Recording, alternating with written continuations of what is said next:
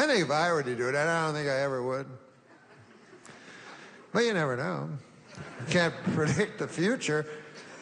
I could wake up one day and go, I want to have one of them orgasms.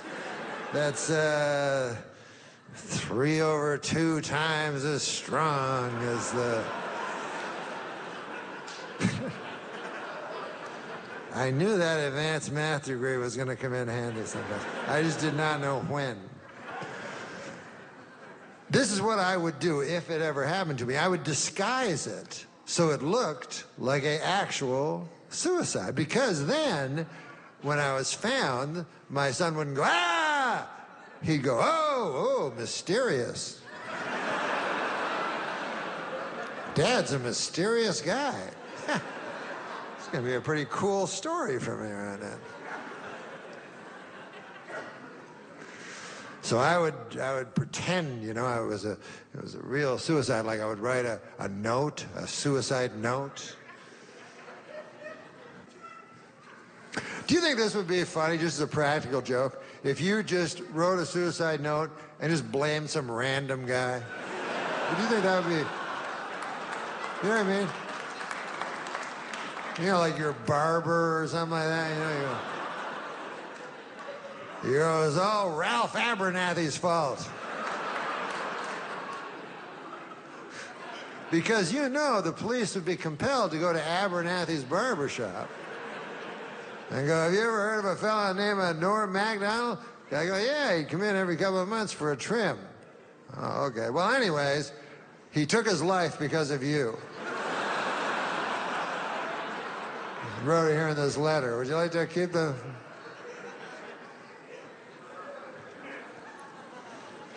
And then Ralph Abernathy would have to spend the rest of his life walking down.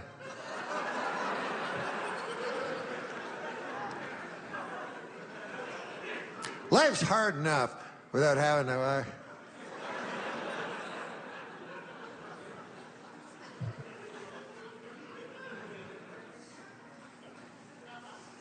That's not a good practical joke. I should never have framed that as a good practical joke because it's probably the worst practical joke. You know, it's the kind of practical joke gets you raped by the devil for all of time.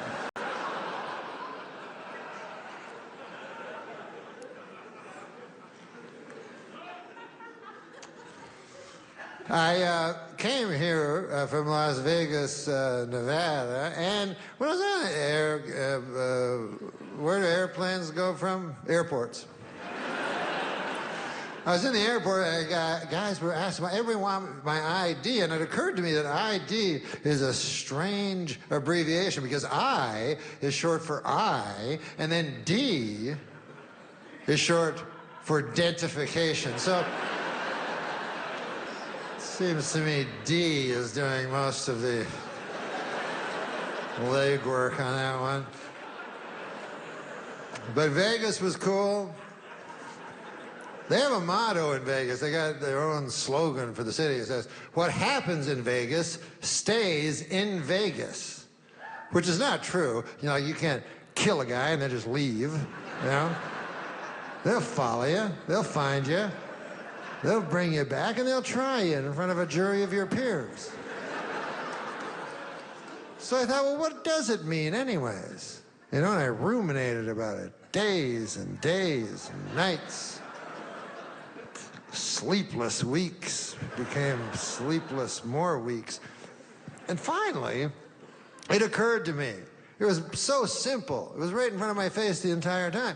Whatever happens in Vegas stays in Vegas. All it really means is you can go to Vegas, you can have sex with a prostitute,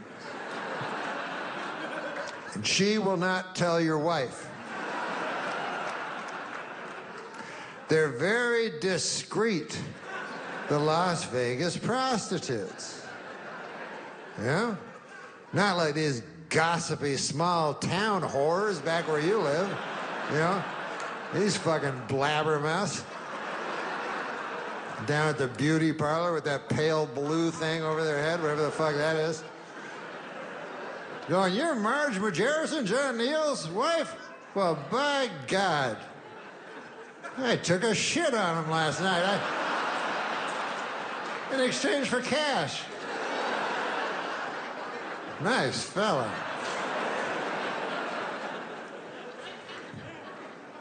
My favorite thing is the magic phones that we all have. You know, not so long ago, phones were not magic. They were just used to telephone people. And they couldn't take pictures, you know? If you wanted to take a picture, this was only like 20 years ago, you would have to use it. You couldn't use a phone. I remember I tried. Go, okay, just hold on there. Just... People go, what are you doing? I go, don't worry, it's... I was kind of ahead of my time, but they thought...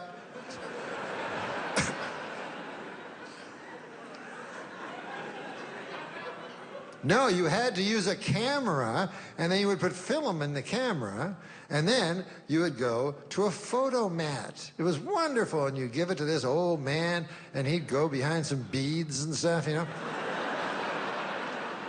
And then you go, when am I going to see them pictures? And, you go, I don't know. And then you go, I'll phone you every couple of weeks. How'd that be? And then one day you got the news. Your pictures were ready. And so you brought your whole family and you all showed up. And you got that envelope. It was wonderful. And you opened that seal, you know. And then there were the pictures, a whole handful. Like you go, hey, look at this. It's a picture of Aunt Ida, but her eyes are red like the devil. Maybe Aunt Ida's the devil. Hey, look at this. It's a picture of my dog, but I put a hat and glasses on it so it looked like a person. Still looks kind of like a dog a little bit.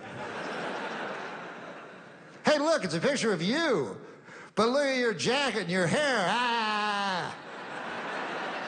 Look at the way you used to dress. Ah! Remember that hair? So you needed that time for the picture to make any sense or have any resonance. You know, nowadays you go, hey, would you like to see a picture of you standing right where you are 1 second ago? I got one here. Your hair is identical. Guess it would be, huh?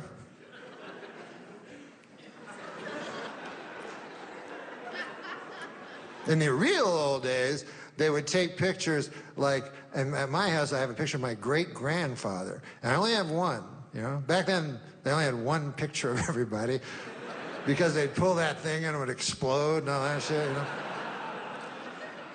And it was just nobody was happy because it took so long to get your picture taken. And so it's just my great-grandfather going, how long is this gonna take, Sarah? Who's gonna feed them hogs? Damn sure ain't gonna be Marjorie, I'll tell you that.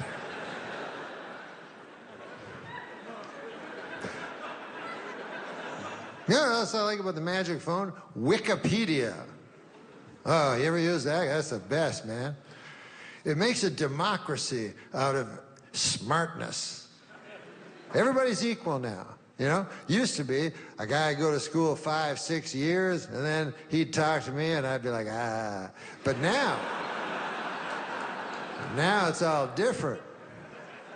I got my magic phone in my pocket. So a guy will say to me, he'll go, hey, Norm, you ever hear of a fella that went by the name of Claude Monet? And I go, why, of course I have. I got to go to the bathroom. And I go to the bathroom. And I'm in there 20, 25 minutes, and I come back. I go, hey, listen, I was just, we were talking about Claude Monet, and I just wanted to say that, you know what I liked about him was his paintings. I liked the way he painted. He was a painter, and I loved how he used the paint to make paintings. And the guy goes, God damn, Norm, I've never been able to stump you in 2 years. I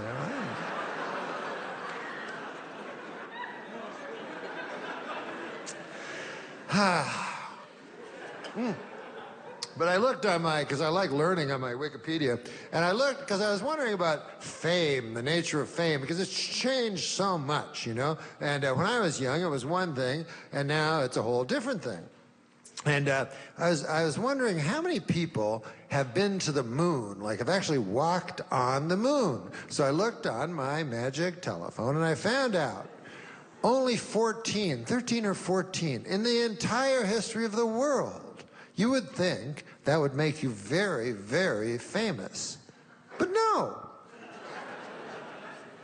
The last guy who walked, now you'd think he would be famous for being the last guy to be on the moon. His name was Harrison Schmidt.